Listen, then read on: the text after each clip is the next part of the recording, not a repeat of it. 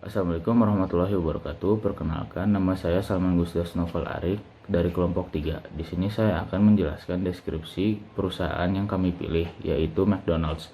McDonald's merupakan restoran cepat saji terbesar di dunia yang diawali pada tahun 1955 di California, Amerika Serikat, dengan tujuan utama yaitu menyajikan makanan yang enak dengan harga terjangkau dan lingkungan yang bersahabat dan menyenangkan, serta menjadi perusahaan yang bertanggung jawab secara sosial dan juga yang memberikan untung yang baik bagi pemegang saham, dan juga bertanggung jawab pada pemasok, perwalaba, dan karyawan yang bekerja sama, dan juga keterampilan dan peluang yang ditawarkan untuk mendukung komunitas dan pengusaha lokal di berbagai negara. Berikut adalah visi misi McDonald's. Visi McDonald's adalah menjadi restoran cepat saji dengan pelayanan terbaik di dunia. Misi McDonald's adalah menjadi perusahaan terbaik bagi semua karyawan di setiap komunitas di seluruh dunia, menghadirkan pelayanan dengan sistem operasional yang unggul bagi setiap konsumen kami di setiap restoran cabang McDonald's, terus mengalami perkembangan ke arah yang menguntungkan sebagai sebuah brand, serta terus mengembangkan sistem operasional McDonald's ke arah lebih baik lewat inovasi dan teknologi. Perkenalkan, nama saya Enda Nanda Azufar Rashman. Hari ini saya akan menjelaskan tentang bab 2, yaitu produk, layanan, dan situs web. Yang pertama adalah ide produk. Dalam ide produk kita memiliki manfaat khusus, fitur unik, dan produksi dan pengiriman. Yang pertama, ide produk yaitu perusahaan McDonald's selalu melakukan suatu inovasi di negara yang bersangkutan dengan cara menyesuaikan selera masyarakatnya. Seperti Indonesia yang masyarakatnya selalu memakan makanan dengan menggunakan nasi. Lalu manfaat khusus yang dimiliki oleh perusahaan McDonald's adalah menu McDonald's terbuat dari bahan baku yang halal dan yang terjamin kualitasnya serta diolah sesuai dengan standar keamanan pangan. Yang ketiga adalah fitur unik. McDonald's memiliki layanan yang tidak dimiliki oleh restoran fast food lainnya, yaitu customer dapat memesan makanan secara self-ordering. Dan yang terakhir adalah produksi dan pengiriman. McDonald's memproduksi makanannya yang selalu dilakukan dengan fresh sebelum dikirimkan ke customer, dan McDonald's memastikan kehigienisan dengan membungkus makanan menggunakan kertas khusus McDonald's dan disegel agar tidak dapat dibuka oleh siapapun kecuali pembeli. Yang kedua, layanan. Di dalam layanan, produk yang disajikan oleh McDonald's memiliki banyak pilihan seperti sarapan pagi, daging sapi, ayam, ikan, minuman, makanan penutup, happy meal, makan family, McCafe, dan cemilan. Lalu informasi kualitas situs web. Informasi yang didapatkan dari web ini merupakan informasi resmi yang dibuat langsung oleh perusahaan McDonald's, sehingga customer tidak meragukan lagi. Seluruh informasi yang didapatkan karena dijamin sangat akurat, dapat diandalkan, dan mudah dipahami oleh seluruh customer. Kegunaan kualitas situs web. Kegunaan dari situs ini mengetahui daftar menu, daftar promo yang sedang diselenggarakan oleh McDonald's tentang perusahaan, bahan baku yang digunakan untuk membuat seluruh makanan yang ada di McDonald's. Nama situs web yang dimiliki oleh perusahaan McDonald's adalah www.mcdonalds.co.id. Lalu, interaksi kualitas situs web. McDonald's terkenal karena bisa melakukan pesan antar melalui website. Customer juga bisa melakukan personalisasi, dan dengan menggunakan metode pelayanan online dapat membuat customer merasa mudah dan nyaman dalam memesan makanan. Yang terakhir adalah keamanan kualitas situs web. Keamanan kualitas situs web yang dimiliki oleh perusahaan McDonald's diberikan secara terbuka yang dapat diakses oleh seluruh customer melalui situs www.mcdonalds.co.id. Halo, perkenalkan nama saya Olivia Cahyani dan kali ini saya akan menjelaskan mengenai bagian 3, yaitu bagian manajemen dan organisasi. Pengelolaan seluruh gerai McDonald's Indonesia untuk saat ini dipegang oleh PT Rexona National Food, yang sebelumnya dipegang oleh PT Bina Nusarama. Setelah Rexona National Food menandatangani Master Franchise Agreement dengan McDonald's International Property Company atau MIPCO yang memberikan izin untuk mengoperasikan semua restoran, mereka akhirnya membuka restoran baru di seluruh Indonesia. Saat ini Rexona National Food tidak hanya mengelola gerai McDonald's Indonesia saja, mereka juga mengelola gerai McCafe untuk kesenjangan dalam jabatan di McDonald's. Jika dilihat dari susunan struktur organisasi McDonald's, menunjukkan bahwa tidak adanya jenjang yang terlalu jauh antar jabatan. Dari CEO, ada Board of Directors, yang dimana tiap direksi memiliki peran serta tanggung jawab masing-masing. Jadi CEO tidak perlu repot-repot memikirkan dan mengurus semuanya sendirian karena sudah ada anggota direksi yang siap untuk membantu. Bisa disimpulkan bahwa tidak adanya kesenjangan antar jabatan di McDonald's. Lalu untuk sistem informasi, ada Transaction Processing atau PTS, merupakan bagian yang penting dari sistem pendukung operasi yang bertugas mengolah dan merekam data laporan dari transaksi bisnis dengan dua prinsip, yaitu in-batch processing dan in real time or online processing. Lalu selanjutnya ada Process Control System or PCS, merupakan level manajemen yang melibatkan statistika dan teknik yang melibatkan pembuatan mekanisme dan algoritma untuk mengendalikan keluaran dari suatu proses tertentu dan bekerja pada sistem administrasi perusahaan yang di dalamnya bertanggung jawab pada keberlangsungan perusahaan secara administratif, melakukan job description dan sistem gaji terpadu.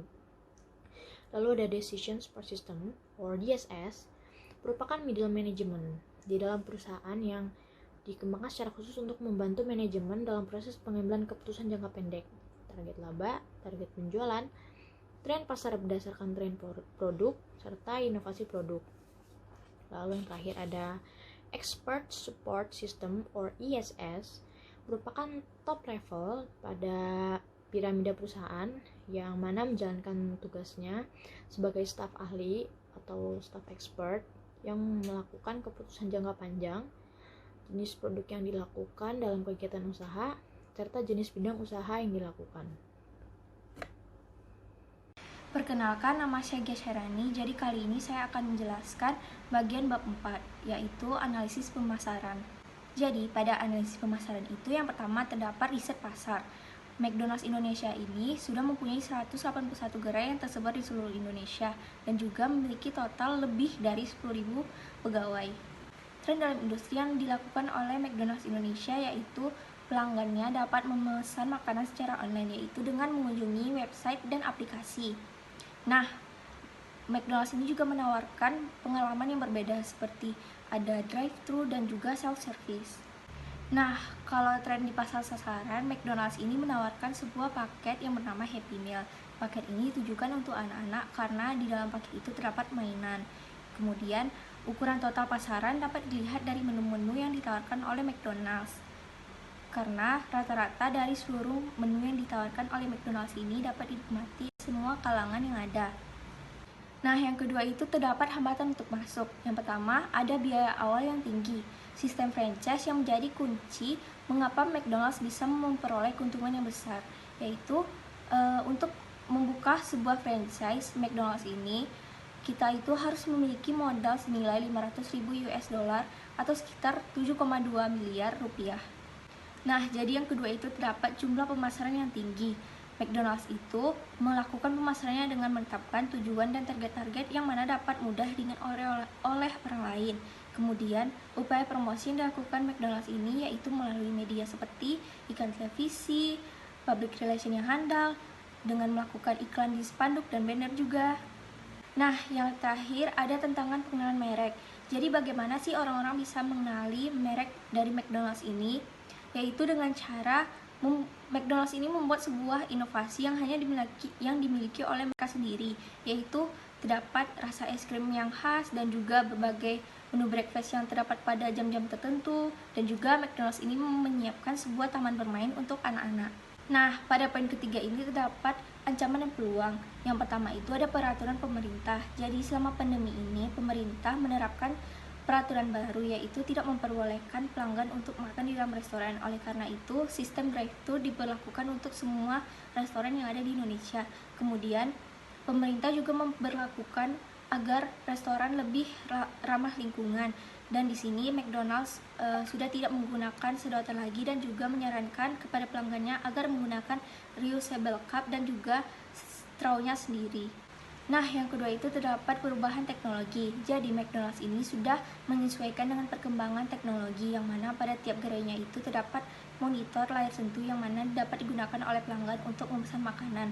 Jadi kan tidak perlu repot-repot mengantri lama di kasir. Kemudian ada perubahan dalam industri. McDonald's dari tahun ke tahun terus mengalami perubahan. Ada beberapa inti perubahan, yaitu seperti menyesuaikan dengan kebutuhan dari menu-menu yang terdapat pada negara dan wilayah tertentu. Seperti pada Indonesia, di McDonald's Indonesia itu terdapat sebuah makanan khas Indonesia, yaitu nasi uduk. Dan juga seperti contoh lainnya itu ada di negara India, McDonald's itu mengeluarkan sebuah Maharaja Mac. Yang terakhir ada perubahan ekonomi. Pada tahun 2020 ini seluruh dunia mengalami pandemi, termasuk juga yang terkena dampak dari pandemi ini yaitu perusahaan McDonald's. Saham global dari McDonald's ini turun drastis sebesar 2,5%, dan juga pendapatan gerai McDonald's sendiri mengalami pemerosotan hingga 23,9%. Akibat pembatasan selama COVID-19 ini, perusahaan pun memangkas 70% dari biaya untuk pemasaran. Pada poin 4 ini terdapat fitur dan manfaat produk atau layanan yang diberikan oleh McDonald's Indonesia. Yang pertama itu ada jaminan. McDonald's Indonesia menjamin bahwa produk-produk yang mereka jual sudah halal, dan juga bila ada makanan yang tidak fresh, mereka akan memberikan gantinya. Kemudian ada juga pengiriman produk. Jadi McDonald's ini mempunyai sebuah fitur yang paling penting, yaitu adalah self-service kios. Jadi pelanggan dapat memesan pesanannya sendiri dan juga langsung membayarnya. Kemudian McDonald's juga memiliki layanan pengirimannya sendiri, yaitu dapat kita kenal dengan nama McDelivery. Dengan layanan ini, pelanggan dapat memesan menu McDonald's dan yang mereka inginkan kapanpun dan dimanapun. Pada poin kelima ini terdapat pelanggan target. Yang pertama itu ada untuk konsumen. Jadi McDonald's ini menargetkan produk-produknya pada usia mulai dari anak-anak, remaja hingga juga dewasa, baik perempuan laki. Dan juga McDonald's ini membuat cabang-cabangnya itu berada dekat dengan padat penduduk.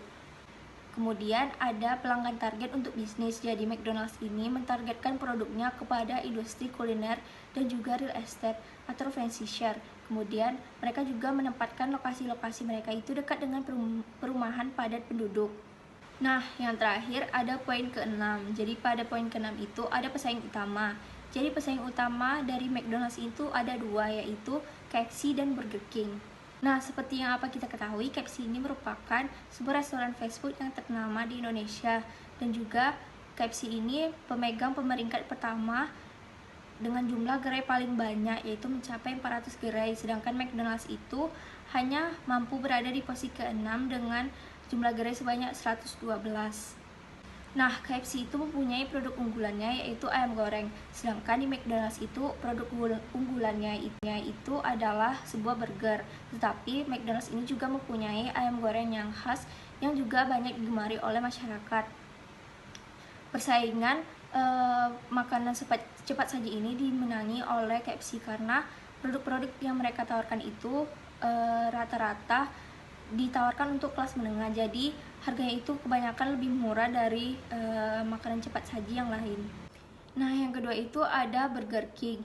Walaupun antara Burger King dan McDonald's itu sama-sama mempunyai produk unggulan burger, tetapi untuk urusan Burger King lah rajanya, karena Burger King sendiri itu mempunyai berbagai banyak varian rasa dan juga mempunyai visual makanan yang lebih menarik. Tetapi hingga saat ini McDonald's tetap lebih efisien dalam penyajian menu pesanan pelanggan mereka dengan melalui layanan sistem drive-thru yang ditenggarai oleh McDonald's.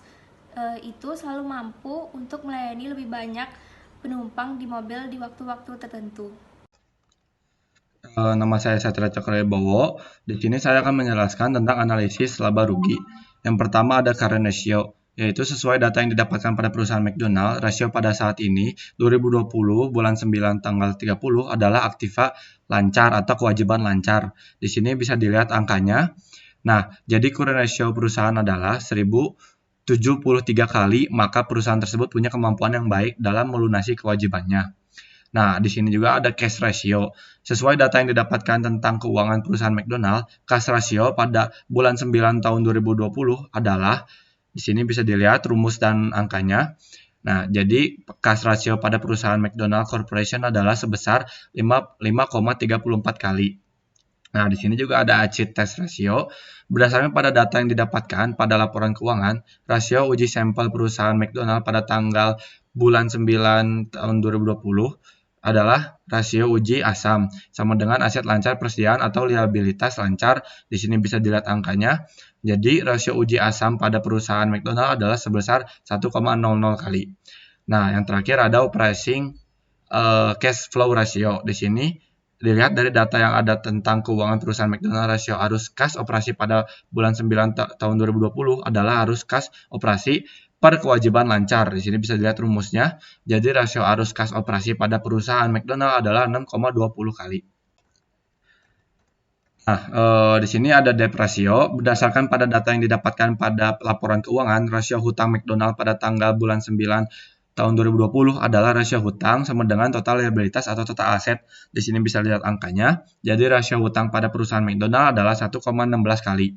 Di sini juga ada interest coverage ratio, yaitu berdasarkan pada data yang didapatkan pada laporan keuangan, rasio cakupan bunga perusahaan McDonald pada bulan 9 tahun 2020 adalah rasio cakupan bunga bersama dengan pendapatan operasional atau beban bunga. Di sini bisa dilihat angkanya. Jadi rasio cakupan bunga pada perusahaan McDonald adalah 5,55 kali. Nah, di sini juga ada asset turnover ratio. Berdasarkan data yang didapatkan, rasio pergantian aset perusahaan McDonald adalah penjualan bersih atau total aset rata-rata. Di sini bisa dilihat angkanya. Jadi rasio pergantian pada perusahaan McDonald adalah 3,04 kali.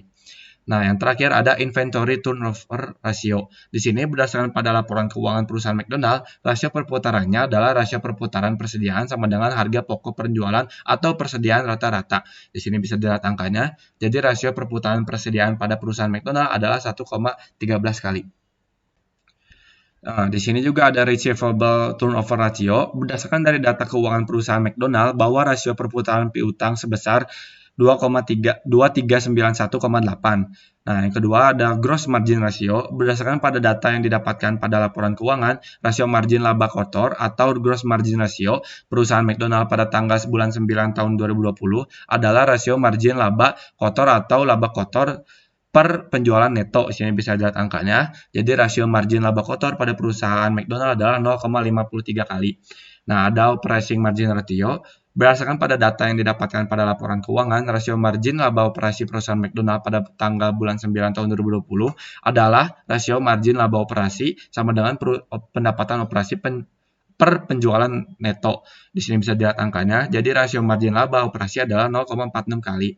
Nah, yang terakhir ada return on asset ratio.